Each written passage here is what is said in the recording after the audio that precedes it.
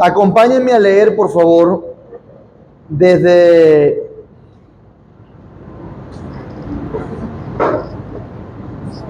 el versículo 19 hasta el final del capítulo. 6, 19.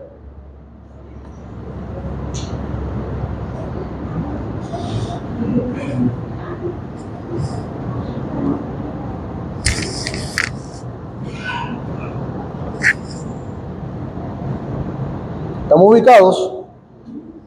Leo para ustedes y luego oramos. Dice así la palabra de Dios. No os hagáis tesoros en la tierra, donde la polilla y el orín corrompen, y donde ladrones minan y hurtan. Sino haceos tesoros en el cielo, donde ni la polilla ni el orín corrompen, y donde ladrones no minan ni hurtan. Porque donde esté vuestro tesoro, allí estará también vuestro corazón. La lámpara del cuerpo es el ojo. Así que si tu ojo es bueno, todo tu cuerpo estará lleno de luz. Pero si tu ojo es maligno, todo tu cuerpo estará en tinieblas. Así que si la luz que en ti hay es tinieblas, ¿cuántas no serán las mismas tinieblas? Ninguno puede servir a dos señores, porque o aborrecerá al uno y amará al otro, o estimará al uno y menospreciará al otro. No podéis servir a Dios y a las riquezas. Por tanto os digo, no os afanéis por vuestra vida, qué habéis de comer o qué habéis de beber, ni por vuestro cuerpo, qué habéis de vestir. ¿No es la vida más que el alimento y el cuerpo más que el vestido? Mirad las aves del cielo, que no siembran, ni siegan, ni recogen en graneros, y vuestro Padre Celestial las alimenta. ¿No valéis vosotros mucho más que ellas? ¿Y quién de vosotros podrá, por mucho que se afane, añadir a su estatura un codo? Y por el vestido, ¿por qué os afanáis? Considerad los lirios del campo, cómo crecen. No trabajan ni hilan, pero os digo que ni aun Salomón con toda su gloria se vistió así como uno de ellos. Y si la hierba del campo, que hoy es y mañana se seca en el horno, se echa en el horno, Dios la viste así, ¿no hará mucho más a vosotros, hombres de poca fe? No os afanéis pues diciendo, ¿qué comeremos o qué beberemos o qué vestiremos? Porque los gentiles buscan todas estas cosas, pero vuestro Padre Celestial sabe que tenéis necesidad de todas estas cosas. Mas buscad primeramente el reino de Dios y su justicia, y todas estas cosas os serán añadidas. Así que no os afanéis por el día de mañana, porque el día de mañana traerá su afán. Basta a cada día su propio afán. Oramos. Padre, alabado y bendecido sea tu nombre por siempre. Te damos gloria y honra porque eres el único que se la merece. Los hombres buscan la gloria de otros hombres, buscan la fama de las gentes, pero el único digno eres tú, quien lo llena todo en todo, quien hizo todas las cosas con el poder de su palabra, pero que también con el mismo poder sostiene todas las cosas. Y nosotros no somos la excepción, mucho menos el pueblo que compraste a precio de sangre. Tú nos sostienes también a nosotros, Señor. Por eso te damos gracias y por eso alzamos nuestras voces para reconocerte una vez más. En primer lugar, para pedir perdón, y en segundo lugar, reconociéndote al poner todo lo que somos, lo que sabemos y lo que tenemos a tus pies. somos tuyos, te pertenecemos. Así como la tierra te pertenece, los cielos te pertenecen, el oro y la plata te pertenecen, nosotros también, y todo aquello que nos hayas dado. Por eso, pon nuestra mirada en ti y que el afán nunca nos lleve lejos de tu presencia, sino que al contrario, la búsqueda de tu reino nos acerque más y más a ti para amar, para que nuestro corazón esté puesto en el avance de tu reino. Ayúdanos a entender estas cosas, te lo ruego, en el nombre de Jesús. Amén.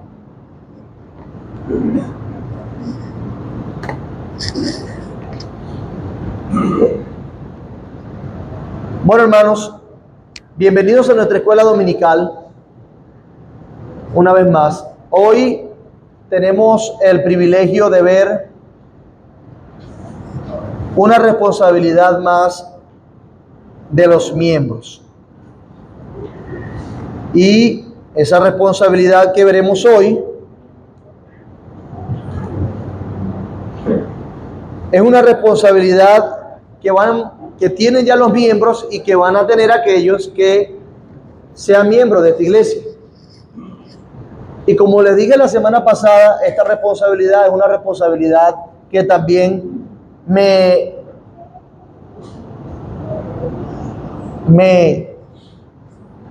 hace complicada la enseñanza. Así como les dije la semana pasada, esta es una de esas enseñanzas que para mí no es fácil darlas, pero básicamente no es para mí fácil darles por el contexto en el que estamos, por este mundo caído, por el pecado, por cómo se distorsionan las cosas, por cómo se han distorsionado en el tiempo los mandamientos de Dios. Es muy complejo para mí, de verdad, de verdadita. Pero bueno, como la palabra no es mía, como no fui yo el que lo inspiré, el que lo escribí, entonces lo voy a dar y descanso en eso. Y espero que ustedes también conmigo descansemos en eso, ¿ok? Antes de pasar a ese punto, recuérdenme qué fue lo último que vimos, por favor. Levante su mano.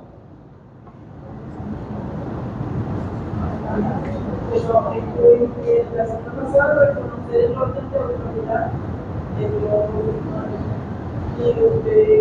sobre la autoridad pastoral. Muy bien, excelente, gracias. Así es. Y antes de eso, ¿qué vimos?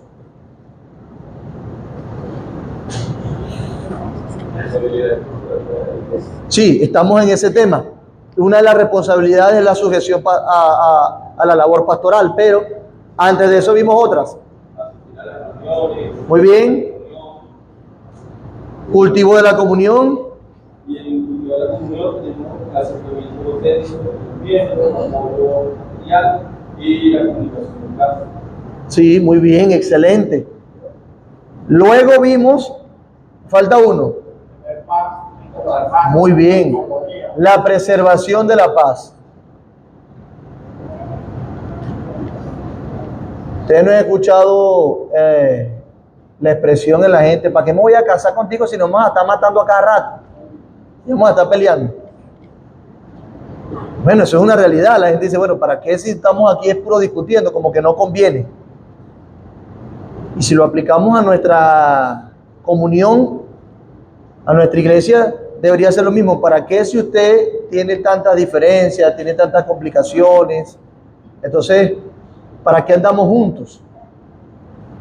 ¿Estarán o irán dos juntos si no se ponen de acuerdo? Entonces, por eso es que es importante la preservación de la paz. Estar en paz. Bueno, pero hoy toca nuestra quinta responsabilidad, y es el sostenimiento, así lo voy a decir, sin miedo al éxito, el sostenimiento económico de la obra del Señor. Sostenimiento económico de la obra del Señor. De allí que le dijera que una de las cosas que no me gusta o se me hace difícil, mejor dicho, enseñar por todo nuestro contexto, por cómo se ha visto la cuestión del apoyo económico, del sostenimiento económico de la obra del Señor. Y quiero empezar a marcar distancia de una vez. Es el sostenimiento económico de la obra del Señor, no es el sostenimiento económico del pastor. Una cosa puede implicar la otra, pero como yo sé que también hay algunas expresiones que se dicen de los evangélicos, hay algunos que quieren montar una iglesia porque hay plata allí, por los diezmos, X, Y, Z.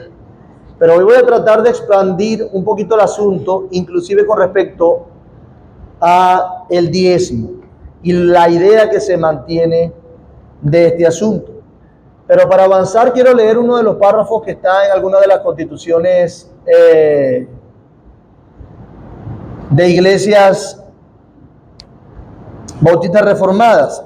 Uno de sus párrafos con respecto a la responsabilidad de los miembros dice: dado que se enseña en las Escrituras que los cristianos deben mantener económicamente la obra del Señor por ofrendas sistemáticas y proporcionales hechas a través de la iglesia local, se espera que todos los miembros de esta iglesia se conformen a esta regla de la Escritura, según Mateo 3, del 8 al 10, 1 Corintios 16, del 1 al 2, 2 Corintios 8, 9.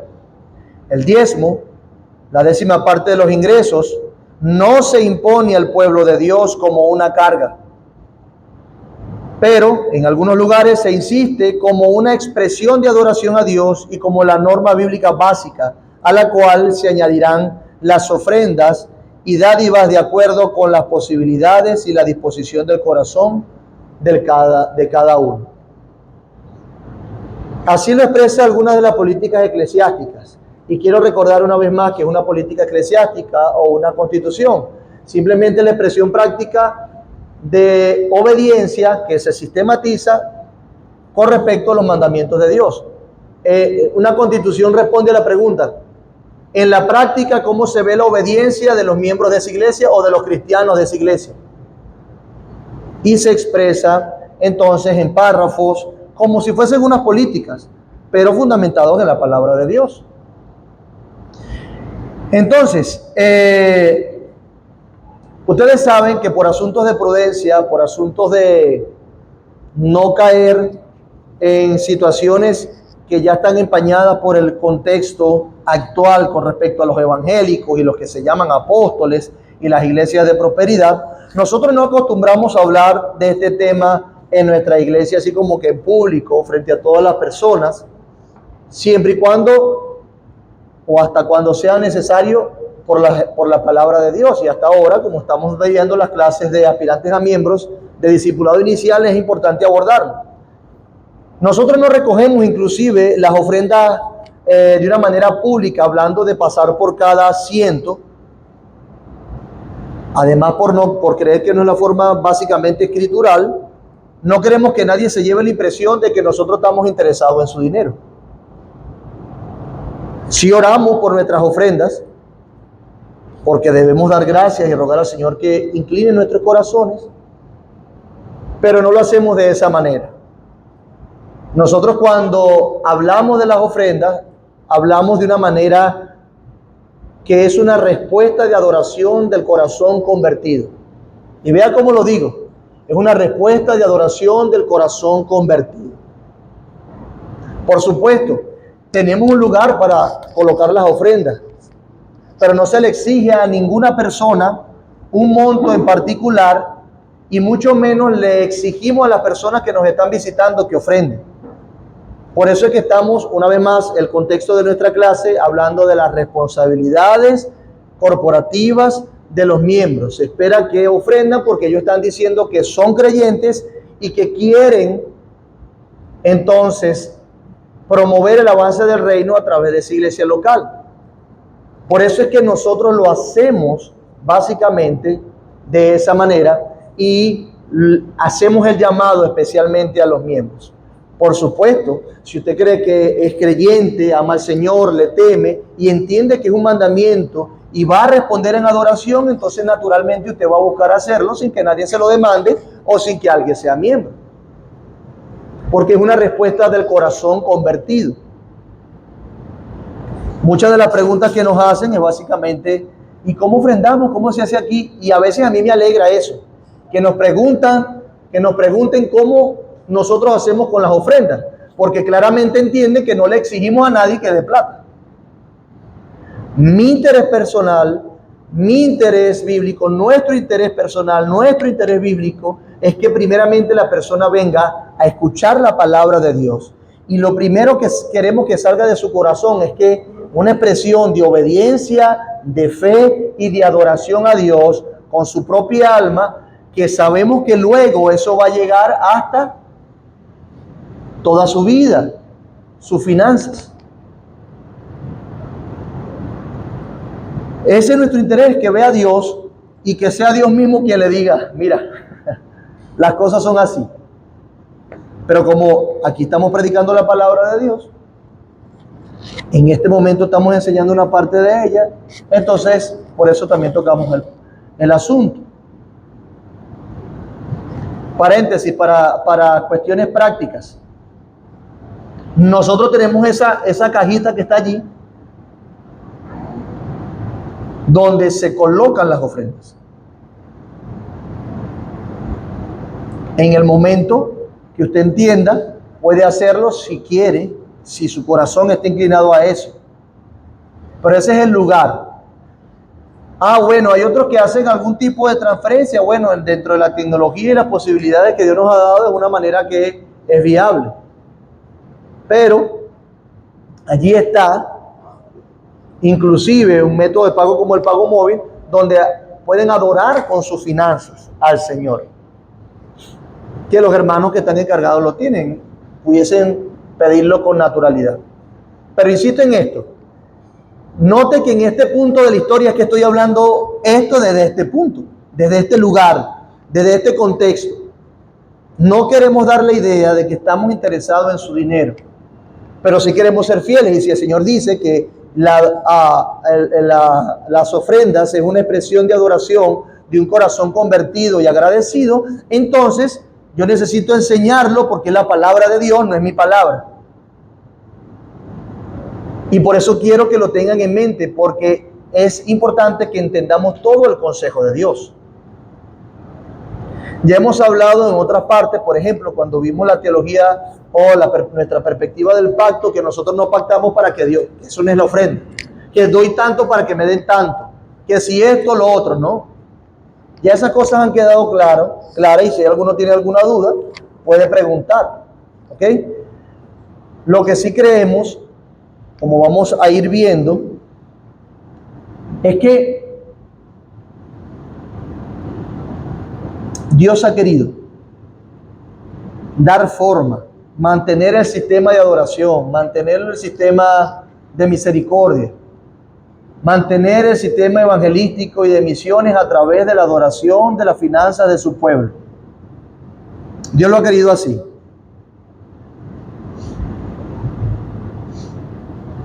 La Biblia enseña que todo lo que tenemos procede de Él. Dice Hechos 17:25 que Él es quien da vida, aliento y todas las cosas. Una pregunta natural para el texto es, ¿qué da Dios? Vida, aliento y todas las cosas. Siendo así, Él nos ordena que apartemos una cantidad sistemática y proporcional para entregarle a la iglesia local, la cual será usada para la difusión de su verdad y la extensión de su reino. Y allí ya estamos hablando del uso del dinero en la iglesia. Uno, ¿cuál? Dijimos, difusión de su verdad y la extensión de su reino. Nosotros somos hombres y mujeres de fe. Y es una realidad, debemos asumirlo. Debemos identificarnos de esa manera. Pero, hermanos, la fe tiene una expresión palpable. Por ejemplo, no podemos decir que amamos a Dios cuando odiamos a nuestro prójimo o odiamos a nuestros hermanos, ¿verdad? No podemos decir que hemos sido beneficiados con la gracia de Dios si nosotros no dispensamos gracia. Hay un punto palpable de la fe. Las cosas no se hacen por fe en la fe y de repente yo tengo fe y oré y me llegaron a la cuenta tantos bolívares o de repente aparecieron y me dejaron en la puerta de la iglesia tantos dólares para nosotros hacer el local, para nosotros acomodar los aires, terminar, etcétera, etcétera. Que Dios pueda hacerlo así, usando sus medios extraordinarios. Pero Dios usa los medios ordinarios porque Él se glorifica en que su pueblo ame lo que Él ama. Y que lo ame de tal manera que Él ponga lo que Él es y lo que tiene a sus pies para cumplir sus propósitos eternos. Porque en últimas, y bienvenidos a la realidad, usted existe, usted sabe, usted tiene, usted es lo que es para cumplir los propósitos de Dios aquí en la tierra y adorarle por la eternidad. A fin de cuentas, la razón de su existencia es la gloria de Dios y la promoción de su evangelio y su verdad. Por lo tanto, todo lo que usted es, todo el aliento que puede tener y todas las cosas es por Dios y para Dios. Sí, estoy hablando a aquel que apenas llega al mes. Estoy hablando a aquel que en una mensualidad llega a varios meses. O que tiene un poquito más. Note mi introducción, no estoy diciendo que según, como lo mencioné brevemente y le vamos a hacer énfasis, según la disposición del corazón, según Dios haya prosperado, según el contexto, todos estamos llamados precisamente a eso porque Dios nos ha puesto para la extensión de su reino. Nosotros sabemos que vivimos en un mundo que se mueve por dinero. Y ese dinero es necesario para cualquier cosa que uno desea hacer. ¿Quieres venir a la iglesia? ¿Sabes? Necesitas algo de dinero. ¿Y el pasaje? ¿La comida antes de venir? ¿La ropa con que vistes?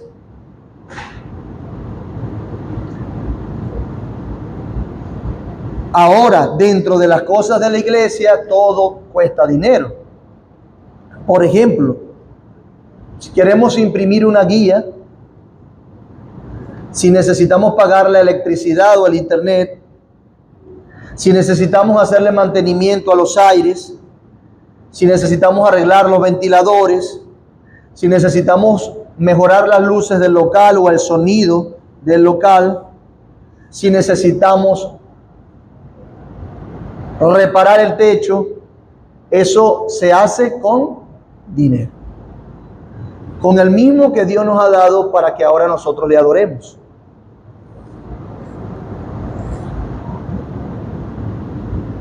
Entonces, ¿quién debe pagar todos esos gastos de la iglesia? Bueno, el pastor, usted es responsable. Tiene que pagarlo todo. No, tiene que pagarlo el hermano que tiene más plata. Porque tiene más plata. Le quitamos a él para darle a los más pobres, ¿verdad? No. Debe pagarlo a los hombres nada más, porque ellos son los responsables de la... Eso tiene que pagarlo la iglesia, y la iglesia somos todos aquellos que formamos parte de ella. Es una responsabilidad comunitaria. La iglesia somos nosotros. Por eso es importante que entendamos que cómo está vinculada nuestra adoración con las finanzas, con el desarrollo, el ejercicio, la parte práctica de ser iglesia. Un ejemplo, por lo que pasa es que yo sé que cuando nos tocan el bolsillo duele. Por supuesto, no quiero tocarle el bolsillo, pero yo sé que a veces se toma como que le estoy tocando el bolsillo porque hablo de dinero. Pero, no, yo quiero ofrendarle a Dios mi servicio. Sí, el servicio tuyo implica tus conocimientos, implica tu tiempo e implica tus fuerzas. Y sin ese servicio que tú quieres y has estado dándole al Señor, la iglesia quizás no puede andar como debe andar. Porque si no está el tiempo, la fuerza, la disposición de las personas que vienen a limpiar, tendríamos esto muy mal. O los que reparan las luces. O los que vienen a organizar y acomodar las cosas. Entonces el funcionamiento se ve comprometido. Simplemente estoy haciendo comparaciones para que entendamos que el mismo Dios que nos da la vida, el aliento, las fuerzas, el tiempo, nos dio también todas las cosas, ¿sabes qué? Para el mismo propósito, para el avance de su reino.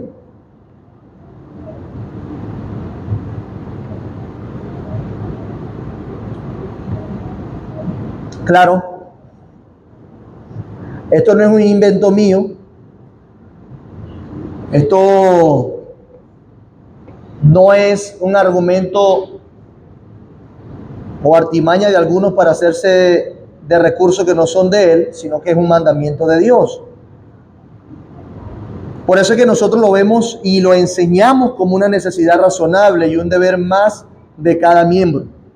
Por ejemplo, 1 Corintios 16, del 1 al 2, ¿qué dice?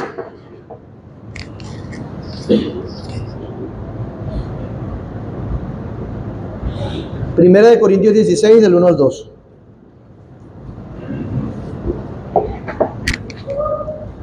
En cuanto a la ofrenda, para los santos, haced vosotros también de la manera de vivir en el iglesia de la gracia.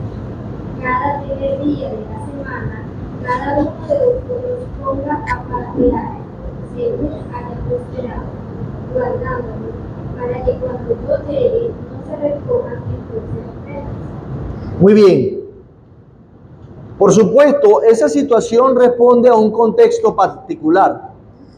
Donde había una necesidad, una hambruna, Pablo pide la ayuda a los de Corinto para que lleven esa ofrenda a otro lugar.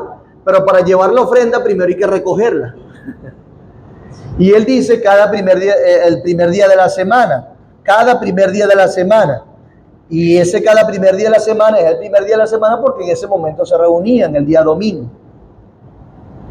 Y por cuanto se reunían en ese momento, era el momento oportuno para que ellos pudiesen adorar a Dios en el momento de esa adoración congregacional, recoger ese dinero para ayudar a otra congregación, a otros hermanos.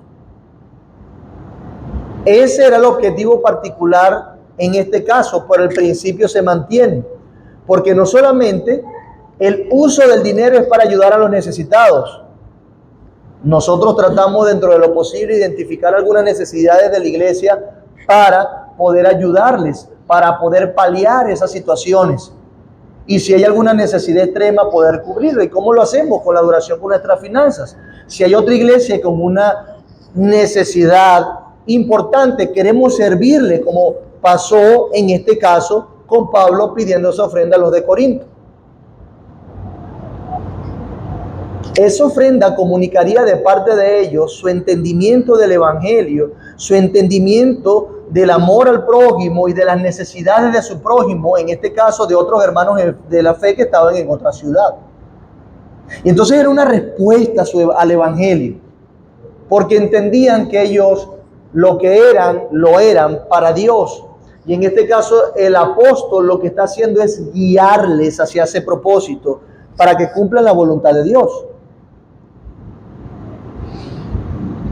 También dice 2 Corintios 9 del 6 al 7, pero esto digo, el que siembra escasamente también segará escasamente, y el que siembra generosamente, generosamente también segará. Cada uno dé como propuso en su corazón, no con tristeza ni por necesidad, porque Dios ama al dador alegre.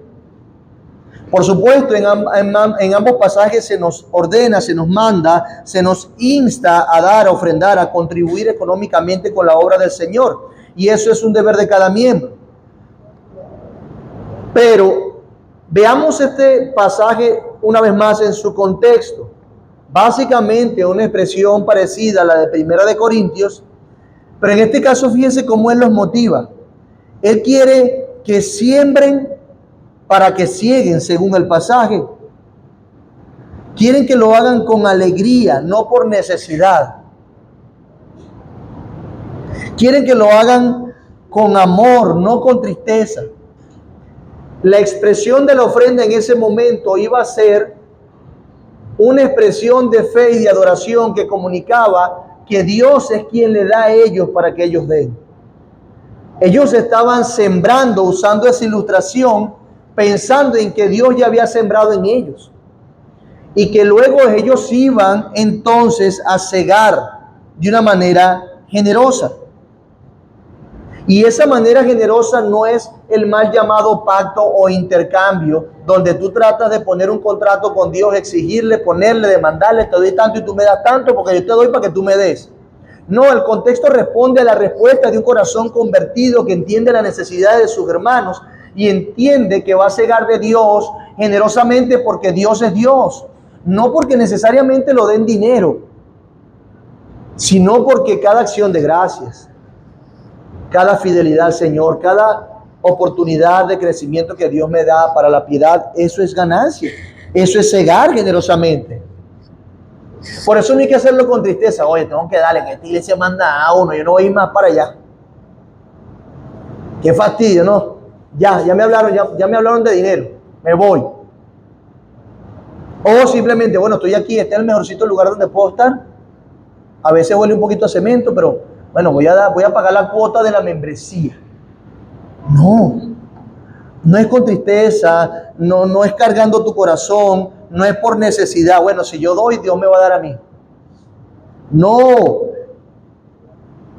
es amando, es con alegría sabiendo que tú estás obedeciendo al Señor, no al pastor. Estás obedeciendo al mandato de llevar el evangelio por todo el mundo. Estás obedeciendo al mandato de ayudar al necesitado a través de tu iglesia. Estás obedeciendo al mandato de cumplir o cubrir algunas responsabilidades o necesidades que tengamos dentro de la iglesia. Estás cumpliendo con el mandato inclusive de apoyar que hombres se dediquen al ministerio o pasen más tiempo en el ministerio para que se preparen, y tú estás invirtiendo entonces de esa manera en tu propia piedad, en tu propio crecimiento, en tu propia madurez. ¿Cuánto daño hace hombres que prediquen la palabra de Dios de una manera distorsionada, dividen iglesias, las tuercen, las hacen sinagogas de Satanás? Yo sé que nosotros no queremos eso, pero una parte para guardar ese asunto es también que podamos invertir para que otros hombres se preparen para ello. Y eso es algo muy importante. Yo solamente estoy tratando de hacer las conexiones que le faltaban en su mente para que entiendan lo que implica la adoración con nuestras finanzas y el uso que la Biblia manda hacer del dinero con ese dinero. Por eso es que cada miércoles oramos: Señor, haznos buenos administradores de los recursos, de los de nuestra casa, los personales y los de la iglesia. ¿Por qué? Porque en últimas ambos recursos pertenecen ¿a quién? A Dios. Soy mayordomo de los recursos de mi casa y soy mayordomo de los recursos de la iglesia. Por eso, dicho sea de paso, es que también cada tanto en asamblea nosotros tratamos de rendir cuenta acerca de las finanzas. Se usó el dinero de esta manera y de esta manera. Y si alguien en ese momento tiene alguna pregunta, puede responder. Se le puede responder, mejor dicho.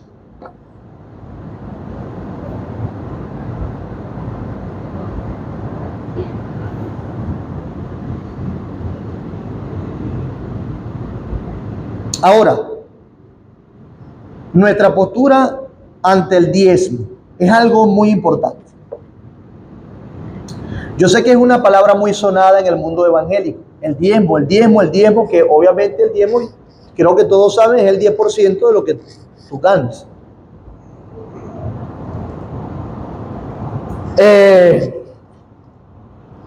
Si ganas $2 millones, amén, ¿verdad? Si ganas $2 millones, ¿cuánto sería? 200,000. Pero si ganas $100 mensuales, ¿cuánto sería? $10. Ahora simplemente haciendo el ejercicio para ver si sabe lo que es el diezmo, ¿no? En proporción. Pero no le estoy diciendo que eso es lo que nosotros aplicamos y creemos por las Escrituras. Nosotros creemos que el diezmo en sí mismo no se impone al pueblo de Dios bajo el nuevo pacto como una carga. No se impone, insisto, no se impone en el Nuevo Testamento como una carga.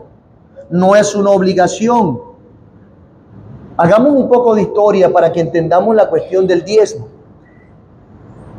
En la nación de Israel, donde se habla mucho del diezmo, en el Pentateuco y luego expresiones importantes en el resto del Antiguo Testamento y una alusión bastante interesante en Malaquías del diezmo, se dio en el contexto entonces de una nación que tenía una teocracia, que era regida por literalmente un sistema de gobierno que se apegaba a las normas que Dios había establecido. Y el sistema ceremonial y el sistema civil estaban muy compenetrados. Inclusive el sistema de adoración. De manera que el diezmo para Israel no solamente implicaba una muestra de adoración, sino también una muestra de obediencia civil. Era una ley. Era un impuesto. Era un impuesto donde las personas lo daban mostrando su adoración a Dios, pero desde el punto de vista civil, y en algunos aspectos también lo daban desde el punto de vista ceremonial para mostrar su adoración de una manera religiosa, pero era un impuesto. Los estudiosos, los que saben más que yo, llegan a concluir que ese 10% llegaba a ser en realidad un 23% de toda su entrada, no un 10% normal. Por supuesto, la manera de ganar dinero, de conseguir el dinero del pueblo de Israel en su época era algo distinto a lo que nosotros hacemos ahorita. Por lo general nosotros ofrecemos servicios a nuestros jefes, a nuestros empleadores, pero ellos cosechaban, ellos criaban sus animales, y de eso también tenían que dar diezmos. Por eso hablamos de un 23%, otros de un 33%, que era conocido como el diezmo, pero de cada cosa que le llegaba a ellos dentro de sus finanzas personales. Por eso, siendo el diezmo una de las tantas leyes levíticas relacionadas, como les dije, con el sacerdocio, inclusive con su subsistencia, una vez que vino Cristo, los creyentes estamos libres de esta ceremonia como obligación. El diezmo también servía en su momento para sostener al menesteroso en algunos aspectos, pero principalmente para sostener a los sacerdotes. Por eso es que el gobierno, el sistema de adoración en Israel en en los tiempos de Malaquías, y el sistema civil se vio muy distorsionado e inestable. Dios inspira a Malaquías para que Malaquías le hable y le diga: ustedes me han robado en vuestros diezmos y ofrendas. Maldito soy con maldición, ¿lo recuerdan? Porque toda la nación se vio tambaleante porque los impuestos y las demandas de Dios con respecto a eso, de una manera étnica y civil, en su contexto político y religioso, no se estaban cumpliendo. Y eso distorsionó. En su momento llegaron los sacerdotes y tuvieron que ponerse a trabajar porque no había quien fuera fiel en pagar sus impuestos, y eso obviamente le quitó un empuje, una estabilidad al sistema de adoración en su momento. Pero luego que Cristo viene, todas las cosas del sistema ceremonial y civil se cumplen. Entonces eso del diezmo como impuesto queda en el antiguo pacto, porque ya en Cristo se cumplió perfectamente todas esas cosas. Ahora, con esto no queremos decir que debemos desecharlo. ¿Por qué? Porque como bien dice la confesión de fe, cuando se habla de la ley, hay algunos principios de equidad que se mantienen, fundamentados en la ley moral. ¿Cuál es la ley moral? El decálogo, los 10 mandamientos. Esos principios de equidad se mantienen. ¿Cuáles son esos principios de equidad? Bueno, pero es que definitivamente se necesita dinero para mantener nuestra iglesia. Antes se necesitaba para cuidar del sistema de adoración y para cuidar de los sacerdotes. Ahora también se necesita, pero no con una connotación fundamental o legal como lo tenían ellos. De allí que nosotros digamos que no es una carga, no es una obligación para nosotros dar el 10%. Pastor, pero yo tengo toda mi vida dando el 10%, he pecado, soy digno de muerte. Sí, hermano, pero no por eso, por otras cosas quizás. El asunto está en que puedes tú usarlo como una expresión de administración, como una manera de regular tus finanzas para decir, bueno, voy a dar el 10% de lo que gano. Y es una norma que te pusiste, que ya sabemos que viene, ya se ha visto ese 10% como algo legítimo y asegura que tú puedas apartar una parte cada vez que recibes el dinero de tus finanzas y lo asegura. Bueno, está bien. Otra cosa es que tú digas que se te aplica por cuanto no diste el impuesto del 10%, maldito soy con maldición. Son cosas totalmente diferentes. Tú puedes traer el principio de equidad. Bueno, puedo usar eso para balancearlo. Pero las ofrendas, como se presentan en el nuevo pacto, trascienden por mucho lo débil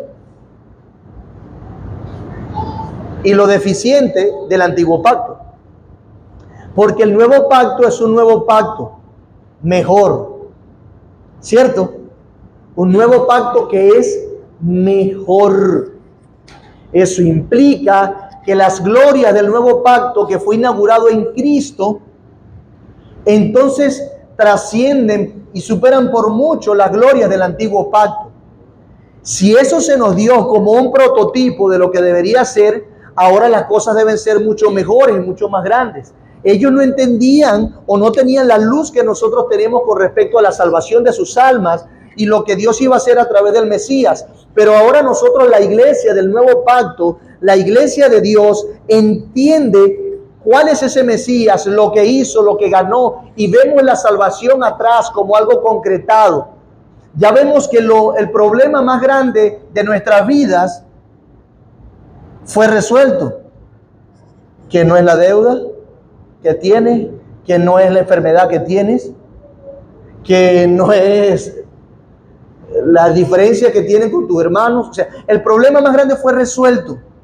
Cristo Jesús vino, obedeció perfectamente la ley, cumplió con Dios, se entregó por nosotros y por lo tanto nos dio vida.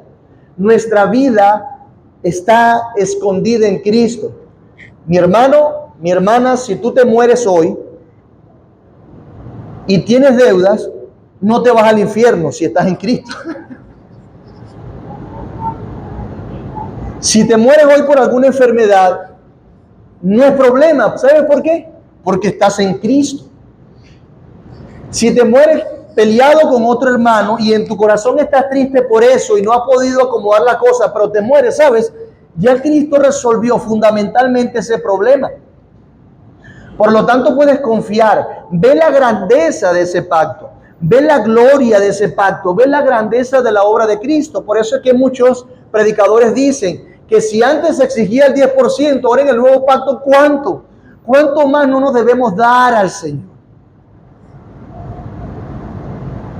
Y eso es lo que nosotros necesitamos tener en mente. No simplemente una regla que toda la iglesia cumple para ser próspero el pastor y que se compre la casa y el carro que quiere. Y que para que el pastor engorde y cosas. No, eso no es el pensamiento. Y esto es algo que nosotros podemos ver desde el inicio de la historia. Esto es algo que nosotros podemos ver desde el Génesis. Nosotros podemos ver que el pueblo de Dios siempre ha respondido en adoración y en agradecimiento las veces que ha sido beneficiado y ha entendido la gracia de Dios con él. Voy a repetir eso. La adoración con nuestras finanzas o nuestras ofrendas siempre ha sido la expresión de un corazón convertido que ama, que teme, que agradece, que está profundamente maravillado de lo que Dios hizo por él. Por eso es que cuando vemos Génesis 14:20 que Abraham, antes de la ley levítica, dicho sea de paso, entregó a Melquisedec, el sacerdote del Dios Altísimo, los diezmos de todo lo que había obtenido en la batalla que acababa de librar, lo vemos como una expresión de eso. En ese tiempo no existía la ley ceremonial, ni el pueblo de Israel existía. Sin embargo, esta era una práctica común de adoración. También lo vemos en Jacob, antes de la ley levítica, en Génesis 28:22. Vemos que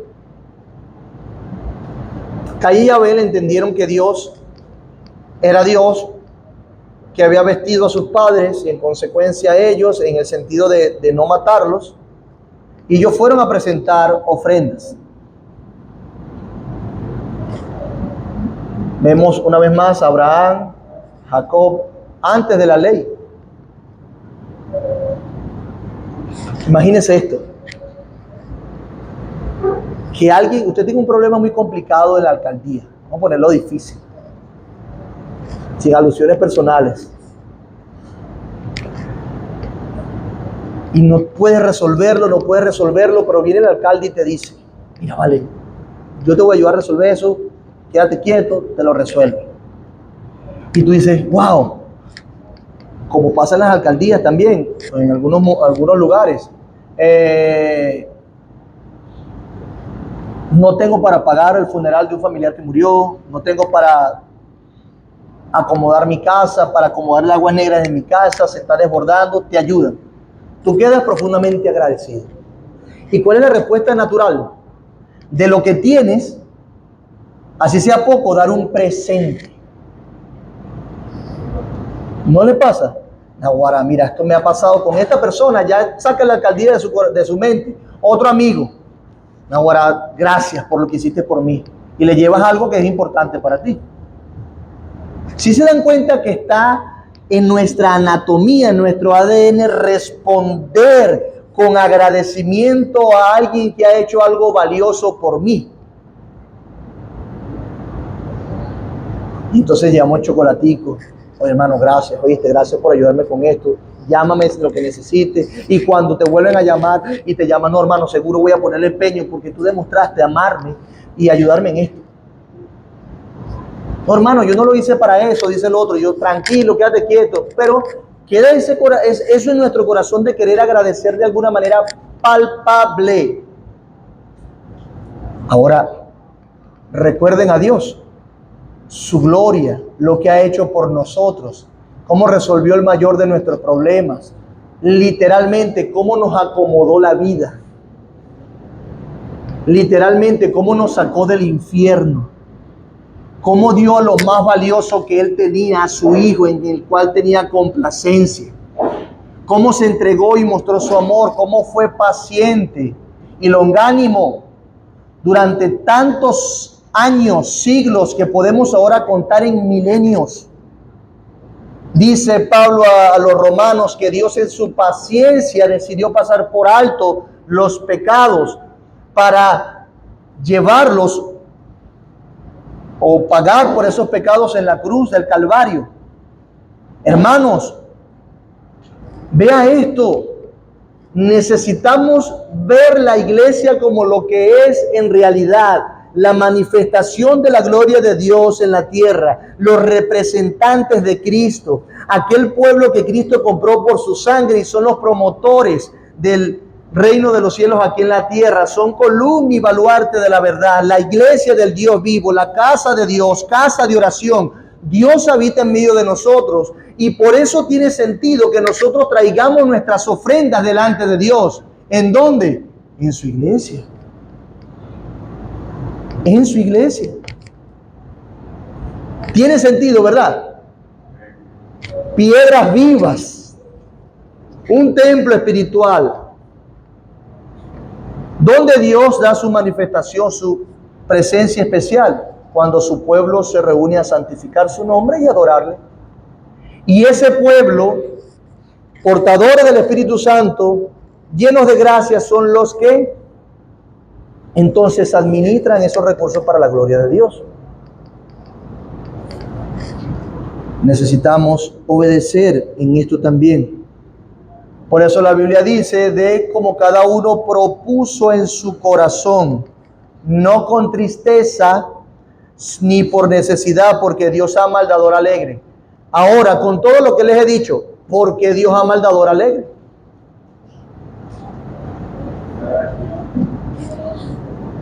¿Por qué más? ¿Por qué Dios ama al dador alegre? Corazón agradecido que se humilla delante de Dios. ¿Por qué más? Levante la mano. Ángelo. Muy bien, demuestra el gozo de su salvación. Henry. Porque entiende lo que Dios ha hecho por él. ¿Qué más? Luis.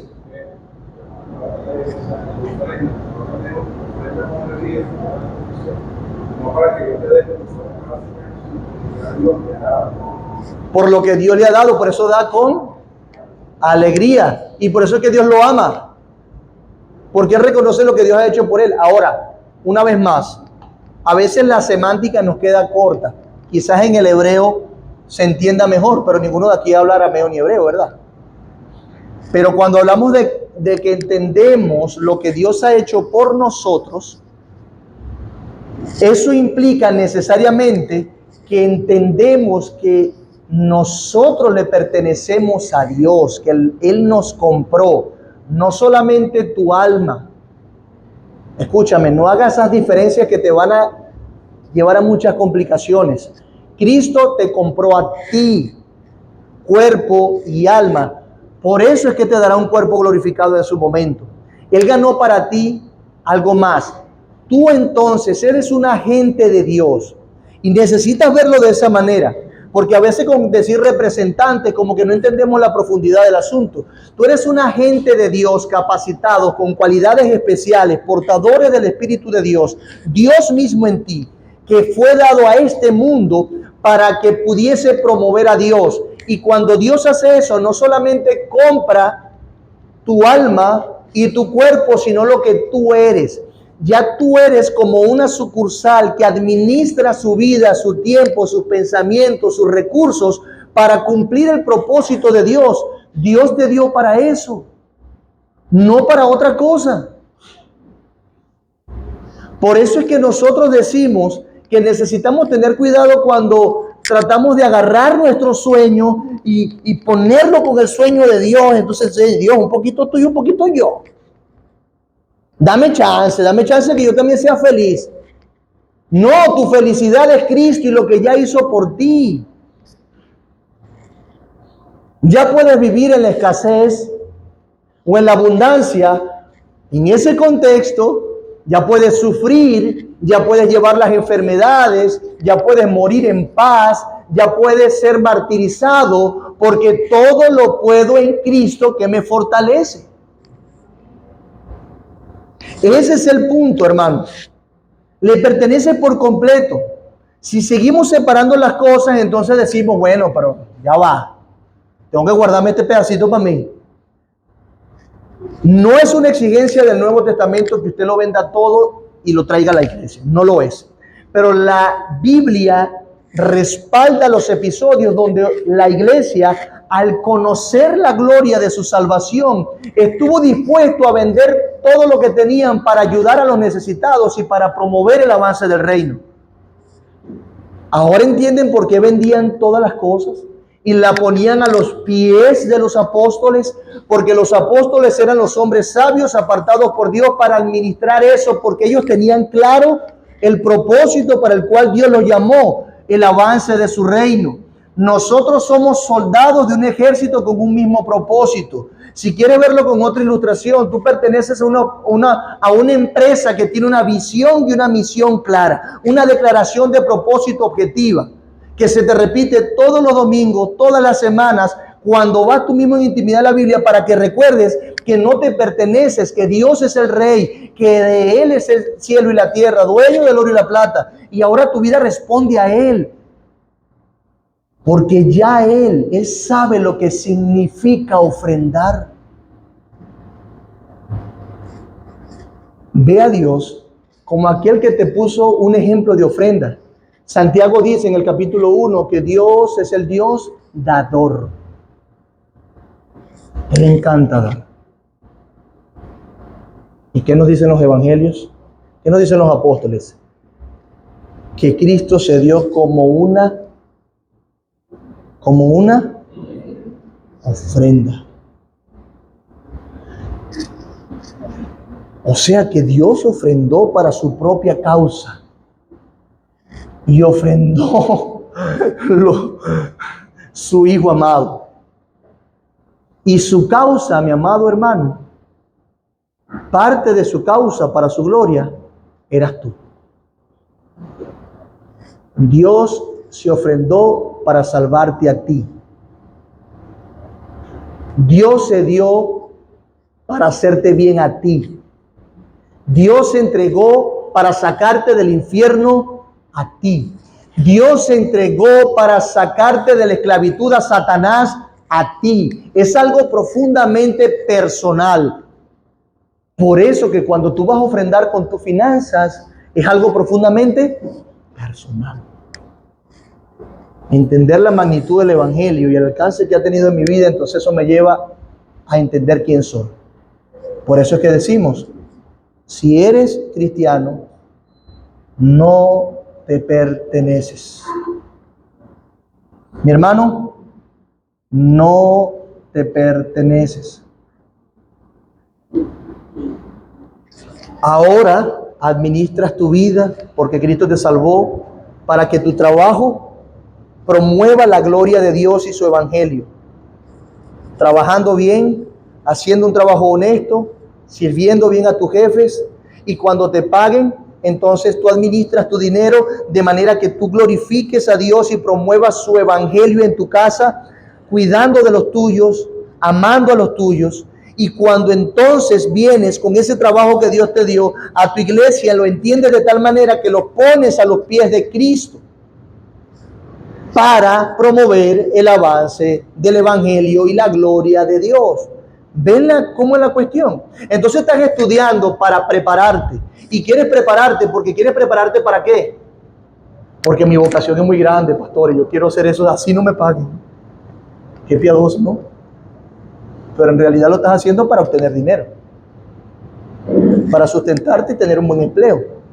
Entonces, estás en tu universidad, estás en tu colegio, estás en tu liceo y estás pensando en eso porque le perteneces.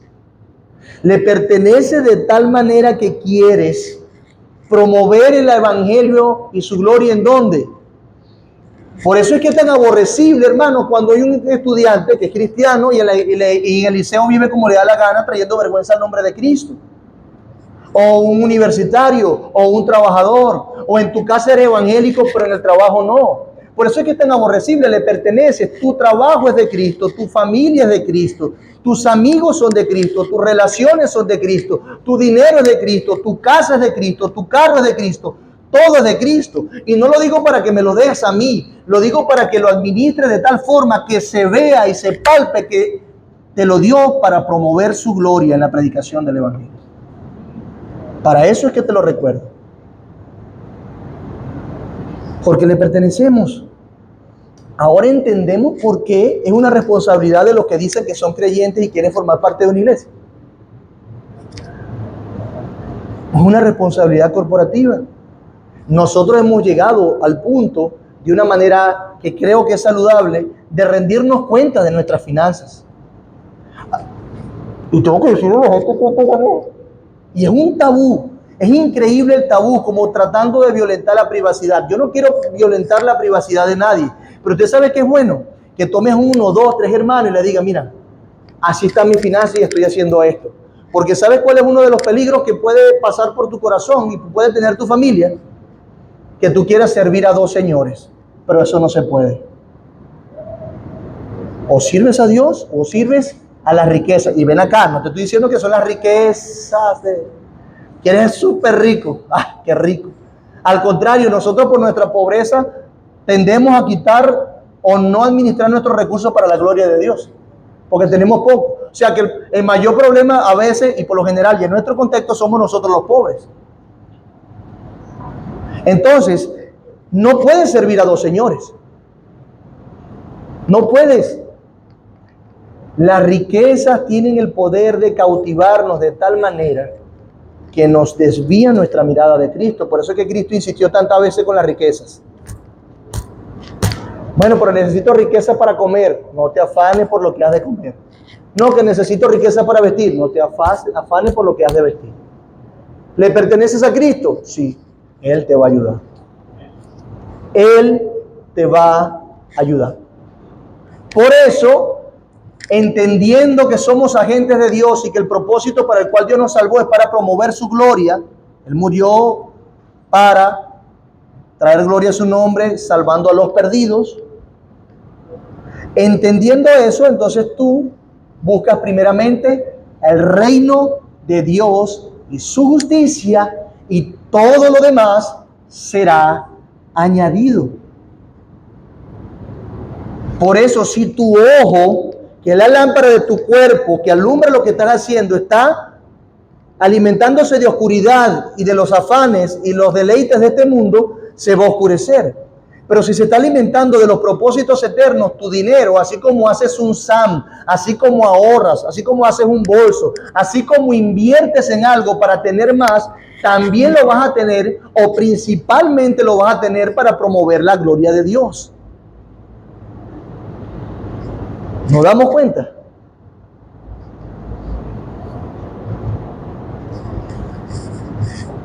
Porque busco primeramente el reino de Dios y su justicia. Porque quiero estar saturado del evangelio. Porque yo sé que voy a tener una linda casa si me lo propongo, y un lindo carro, y muchos amigos, con plata y amigos. Y muchos amigos. Pero, ¿qué va a hacer con eso en el cielo? Si en nada se comparan con las mansiones de Cristo, con las moradas que Cristo preparó para nosotros, si en nada se compara las riquezas espirituales. Por eso es que Jesús dijo, y con esto voy terminando, por eso que Jesús dijo tan claramente, haceos tesoros en los cielos, donde los ladrones no llegan, donde la polilla no se come, donde no minan ni hurtan.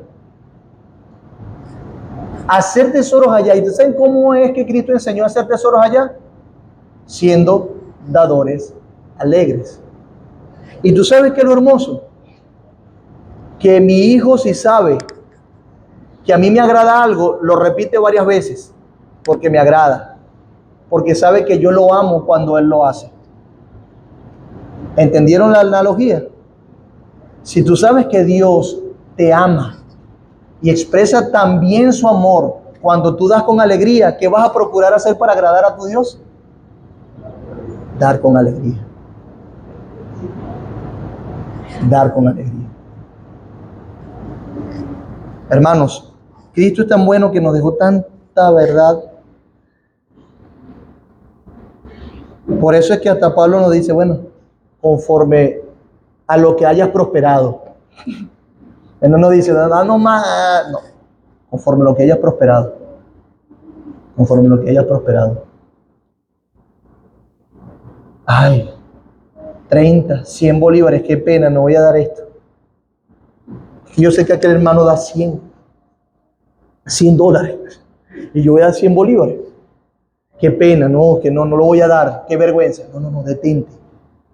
Lo haces con alegría para promover el avance del reino, para la gloria de Dios, queriendo dar más.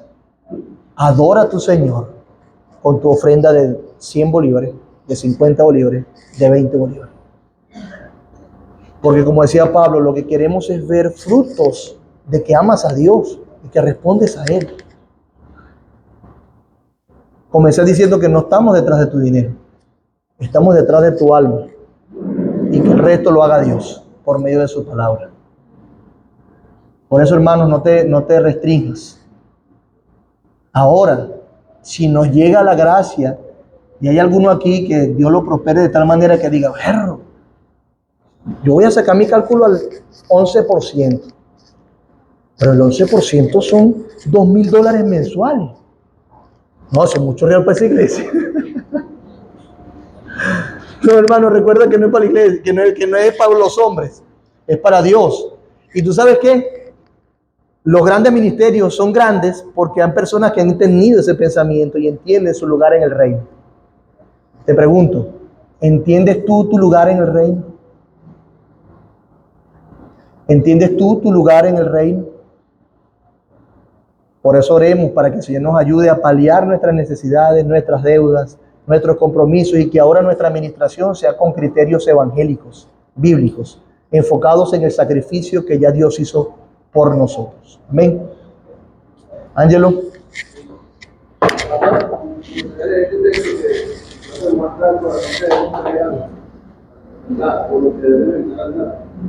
Romanos 8:32 dice que no escatimamos a sus propios hijos. Amén. ¿Cómo no nos concederá también poner todas las demás cosas? La palabra que quiero enfatizar aquí es escatimar. Nosotros no debemos escatimar por eso, como Él no ha escatimado con nosotros. Eso es conforme al ejemplo que está dando de que en caso de que alguno de ustedes, el Señor, en su soberanía y benevolencia, les permita tener más allá de lo que otros tengan, no escatimos con lo que hace. Porque cuando tuvo que darle, Dios lo hizo. Y no ha parado de dar. Sigue dando. Y por la eternidad. ¿Alguna pregunta?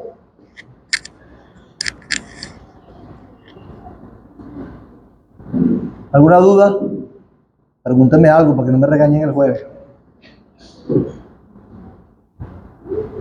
Bien, oramos entonces.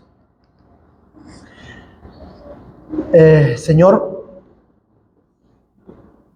acomoda las palabras que hoy hemos escuchado. Recuérdanos que no se trata de mí. Y te pido que lo acomodes de tal manera en la mente de mis hermanos que no crean que somos o que soy indolente ante sus necesidades, ante su dolor, su precariedad, sus compromisos financieros, sus deudas. No, Señor. Perdóname si así fue, pero quiero orar por ellos, como oramos los miércoles para que tú los sustentes. Cuando oramos para que los sustentes, para que ellos puedan tener el beneficio, el privilegio, porque en últimas es un privilegio ser partícipe del avance de tu reino. Ayúdalos, Señor, a salir de sus deudas, a tener lo necesario para vivir, a tener la alegría de poder ver sonreír a sus hijos con un helado, con una ropa, en un parque, a sus esposas con lo que ellas quieren, porque todo eso también te glorifica, Señor. Ayúdanos de tal manera que podamos con pasión administrarnos para tu gloria. Haznos dadores alegres. Ayúdanos a pensar en Cristo y ayúdanos a ser unos miembros fieles y comprometidos de esta iglesia. Te lo rogamos, Señor, y te damos muchas gracias por Cristo, porque se dio por nosotros. Gracias, Cristo, te amamos. Ayúdanos a amarte más. En tu nombre oramos, Jesús. Amén.